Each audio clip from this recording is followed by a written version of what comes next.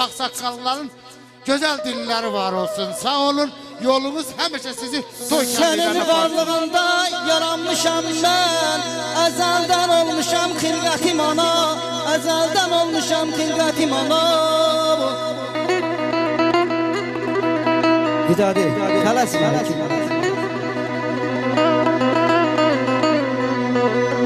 Gündə 100 yol məni öpüb qoxşadı. İsti qoynun oldu cənnetim ana. İsti qoynun oldu cənnetim ana.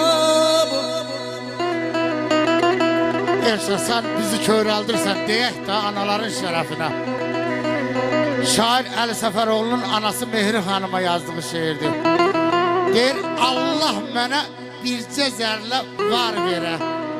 Qayğısına qala biləm anamın. Ömür boyu xəcalətli qalmayıb, qarşısında gülə biləm anamın.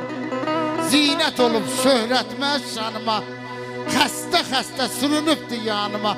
Çox deyibdir qadaq mənim canıma, qadasını ala biləm anamın. Buyurun sənətkar. Ananın qəlbidir, otlanıb yanar.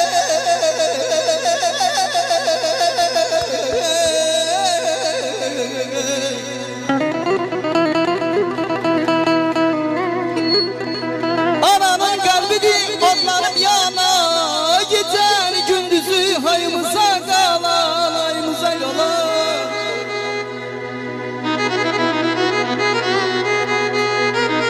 Deyir dərdini biləm, dərd bilməyin çəmi var. Gözlərində neçə illərin nəmi var. Ürəyində nə qədər kədəri qəmi var. Ürəyimə sala biləm anamın.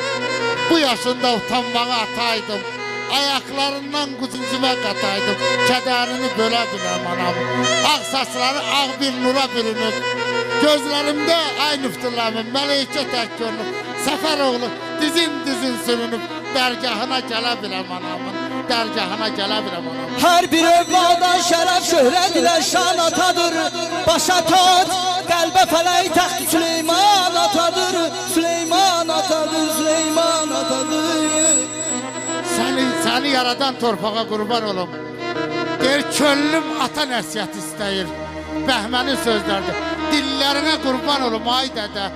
İstəmişəm səyfim üstə döyəsən. Əllərinə qurban olum ay dədə. Ata başa tacmış. Ya Alqış gəlsin, alqış.